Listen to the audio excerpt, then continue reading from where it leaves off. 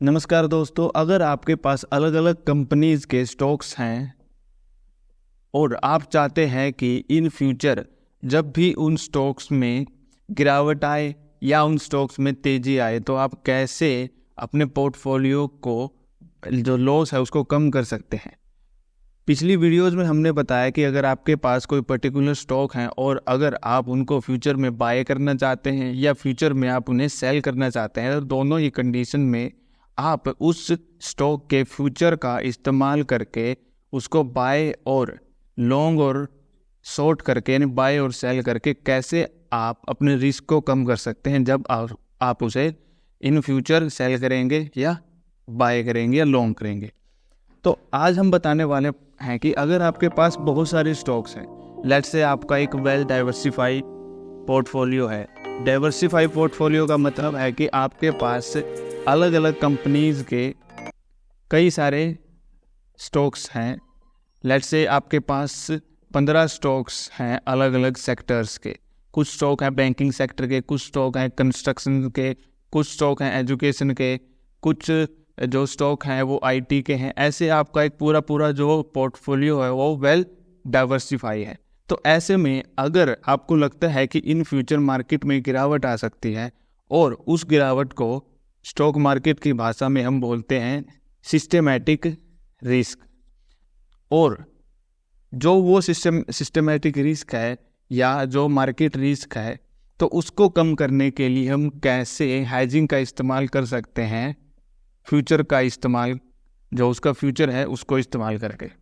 तो चलिए शुरू करते हैं इस वीडियो को। आज की जो वीडियो होने वाली है वो होने वाली है कि कैसे हम जो इंडेक्स हैं उसके फ्यूचर का इस्तेमाल करके जो अपना पोर्टफोलियो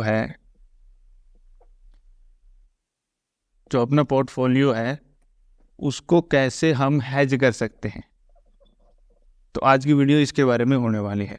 तो सबसे पहले आप ये जानिए कि अगर आपके पास बहुत सारे स्टॉक्स हैं, लेट्स से आपके पास लार्ज कैप के 15 अलग अलग कंपनीज हैं आपके पास, आपके पोर्टफोलियो की जो टोटल वैल्यू है, वो मान लीजिए 1 करोड़ रुपए है, 1 CR है। तो आपको लगता है कि अगले महीने जो मार्केट में किसी भी तरह का कोई क्रैश आ सकता है या मार्केट डाउन आ सकती है, तो वो जो सिस्टेमैटिक रिस्क और अनसिस्टेमैटिक रिस्क क्या होता है, इसकी वीडियो हम भविष्य में अपने चैनल पर डालने वाले हैं।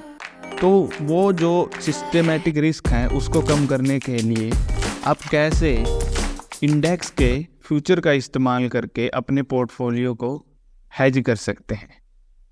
तो इस चीज़ को निकालने के लिए आपको चाहिए होगा हेज रेशो। और हेज रेशो क्या होता है, चलिए उसको हम बताते हैं।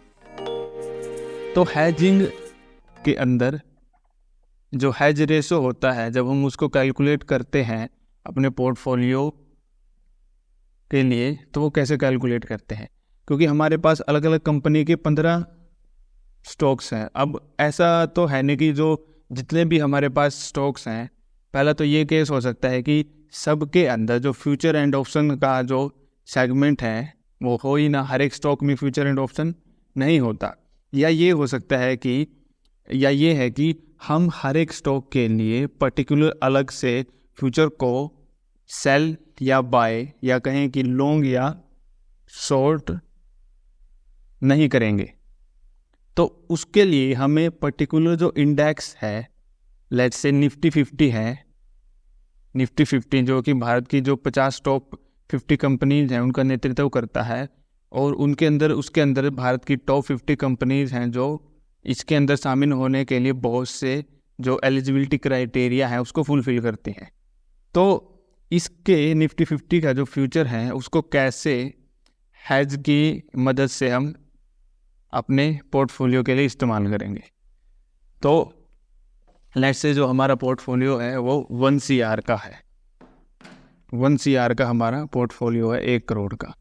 तो हेज रेशो निकालने के लिए जो फॉर्मूला इस्तेमाल किया जाता है वो है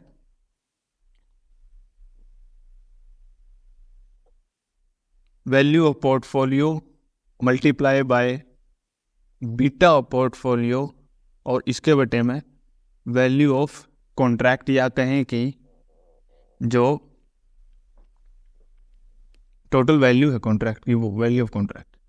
तो जो ये वीपी है इसका मतलब है कि वैल्यू ऑफ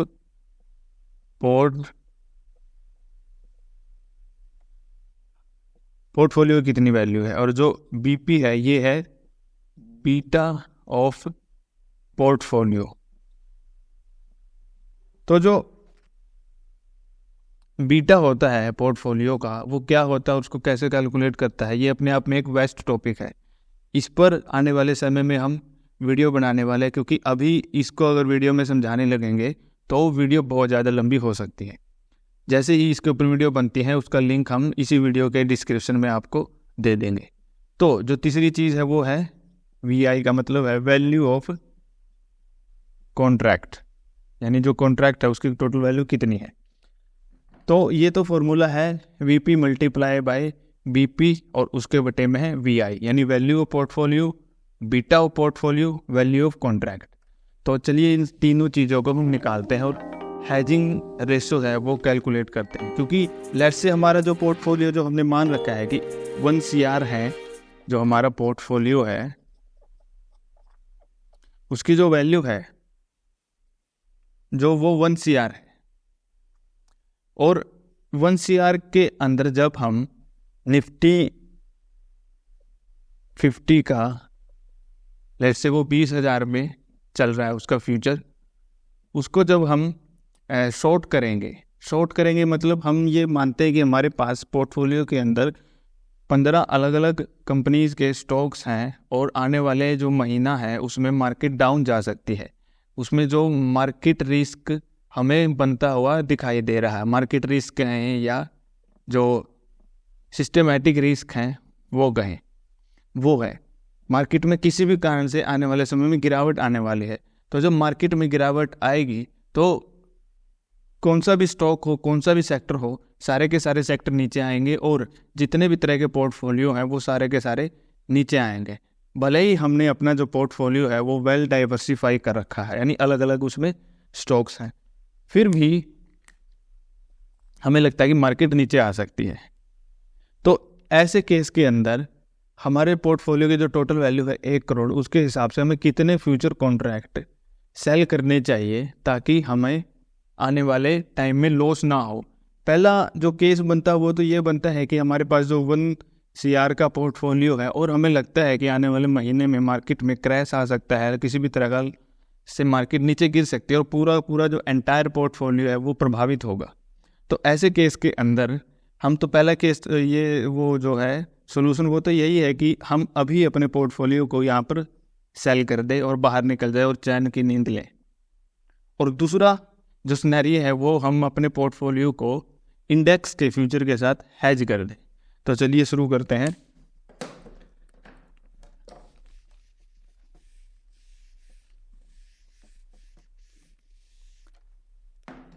तो हमारे पोर्टफोलियो की वैल्यू कितनी है, value of portfolio is equal to 1 CR, ठीक है। उसके बाद हमें चाहिए बीटा ऑफ पोर्टफोलियो। हम मान लेते हैं कि हमारे जो पोर्टफोलियो का बीटा है वो 1.3 दिया गया है, हमने किसी भी तरह से कैलकुलेट किया उसको निकाला है। आने वाली वीडियो में हम बताएंगे कि बीटा ऑफ पोर्टफोलियो क्या होता है और उसे कैसे कैलकुलेट करते हैं, ठीक है। फिलहाल हम सपोज कर लेते हैं बीटा ऑफ पोर्टफोलियो 1.3 है, पोर्टफोलियो की वैल्यू है 1 CR। इसके साथ साथ जो फ्यूचर हम शॉर्ट करने वाले हैं यानी सेल करने वाले हैं उसके कितने कॉन्ट्रैक्ट की आवश्यकता हमें पड़ेगी, यानी ताकि जो नंबर ऑफ शेयर्स हैं उनकी वैल्यू जो हमारे पोर्टफोलियो के वैल्यू के बराबर हो जाए। तो जो फ्यूचर है जिसे हम शॉर्ट करने वाले हैं वो ले लेते हैं हम निफ्टी 50 का, ठीक है। लेट्स से निफ्टी 50 का 20,000 वाला जो फ्यूचर है उसके अंदर जो लोट साइज है वो 50 है, यानी एक लोट के अंदर 50 शेयर। तो अब इसको हम कैसे इस्तेमाल कर सकते हैं, तो कॉन्ट्रैक्ट वैल्यू क्या होती है, कॉन्ट्रैक्ट वैल्यू होती है जो अंडरलाइंग एसेट है वो उसका price multiply by contract size, यानी उसमें कितने एक लॉट में कितने शेयर है, तो इस दोनों की गुणा करेंगे तो जो वो आएगी वो वैल्यू होगी कॉन्ट्रैक्ट वैल्यू। ठीक है, तो हमने हेजिंग रेशो के अंदर फॉर्मूला क्या दिया था आपको, वो फॉर्मूला है BP multiply by beta portfolio और बटे में वीपी। बीपी मतलब पोर्टफोलियो की वैल्यू जो कि है 1 CR 1 करोड़,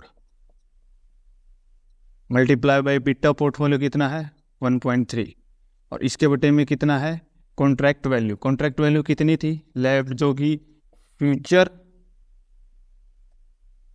और लोड साइज जितना था 50 वो। तो अब हम इनकी गुणा करते हैं, तो इसको कैलकुलेट करते हैं, जो टोटल वैल्यू निकलेगी 30, यानी 20,000 का जो फ्यूचर है निफ्टी का, उसके हमें 13 लोट क्या करने पड़ेंगे, शॉर्ट करने पड़ेंगे, सेल करने पड़ेंगे। हमारे जो टोटल वैल्यू है पोर्टफोलियो की, ये क्या करने पड़ेंगे, हमें सेल करने पड़ेंगे या कहेंगे शॉर्ट करने पड़ेंगे। इन 30 लोट के अंदर जो टोटल वैल्यू होगी, यानी जो टोटल पैसे लगेंगे वो 1 CR के ऑलमोस्ट इक्वल होंगे। यानी अगर मार्केट में किसी भी कारण गिरावट आती है अगले महीने में, तो क्या होगा, हमारे जितने भी स्टॉक्स हैं 15 के 15 वो क्या होंगे, उनमें भी गिरावट आएगी और हमारा पोर्टफोलियो नेगेटिव में जा सकता है। तो उस चीज़ के लिए हम जो ये फ्यूचर है इसके 13 लोट हम सेल कर देंगे, और जब एंटायर पोर्टफोलियो नेगेटिव में आ रहा होगा तो जो निफ्टी का पोर्टफोलियो है या निफ्टी का जो फ्यूचर है ये भी नीचे आएगा, और इसके नीचे आने के कारण जब हम शॉर्ट करते हैं चीज़ें और जो अंडरलाइंग एसेट है वो नीचे आता है, तो हमें क्या होता है प्रॉफिट। तो ये जो प्रॉफिट होगा ये इस लॉस को क्या कर देगा, कंपनसेट कर देगा। तो इसी रणनीति को बोलते हैं कि हम इसी रणनीति को बोलते हैं हम इंडेक्स हेजिंग यूजिंग फ्यूचर। यानी इंडेक्स के फ्यूचर का इस्तेमाल करके हम अपने पोर्टफोलियो को कैसे हेज कर सकते हैं, ये टोटल जो सारी गणना थी इसी के ऊपर है। इसमें जो मेन देखने वाली बात है वो है कि वैल्यू ऑफ जो वो है पोर्टफोलियो, वो तो हमारे पास होते ही है कि हमारे टोटल पोर्टफोलियो की वैल्यू कितनी है। वैल्यू ऑफ कॉन्ट्रैक्ट हम निकाल लेते हैं, जो सा फ्यूचर है उसमें जितने लोड साइज उसके साथ मल्टीप्लाई करके। लेकिन जो वैल्यू होती है बीटा की वो कहाँ से लेके आए, उसे कैसे कैलकुलेट करते हैं, क्या होता है, वो आने वाली वीडियो में आपको बताएंगे। तब तक के लिए आप मान के चलिए कि आपको वैल्यू ऑफ जो बीटा पोर्टफोलियो वो है वो पता है। वो इसकी वैल्यू आपको अलग अलग स्थान से पता चल सकती है बीटा की, लेकिन उसको देखने के से पहले आपको ये समझना होगा कि बीटा होता क्या है। तो आज की वीडियो में इतना ही। इस पूरी वीडियो में हमने आपको बताया है कि आपके पास अगर एक बड़ा पोर्टफोलियो है जो कि वेल डाइवर्सिफाई है, और आपको लगता है कि इन फ्यूचर कोई भी सिस्टमेटिक रिस्क या मार्केट रिस्क आ सकता है, तो उसको कंपनसेट करने के लिए, अपने लॉस को कम करने के लिए, पोर्टफोलियो को बचाने के लिए आप इंडेक्स के फ्यूचर का इस्तेमाल करके क्या कर सकते हैं, हेज कर सकते हैं अपने पोर्टफोलियो।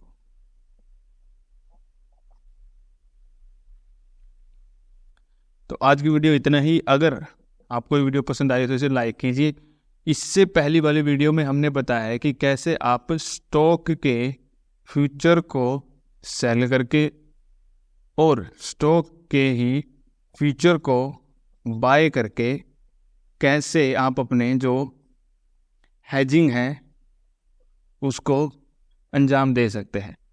चाहे जो स्टॉक का प्राइस है इन फ्यूचर वो इंक्रीज हो या वो डिक्रीज हो, इन दोनों वीडियोस को आप देख के उन दोनों सिनेरियो को समझ सकते हैं। यानी आप कैसे, चाहे स्टॉक का प्राइस बढ़े या घटे, आप अपने लॉस को कैसे मिनिमाइज करेंगे, कम करेंगे, ओवरकम करेंगे।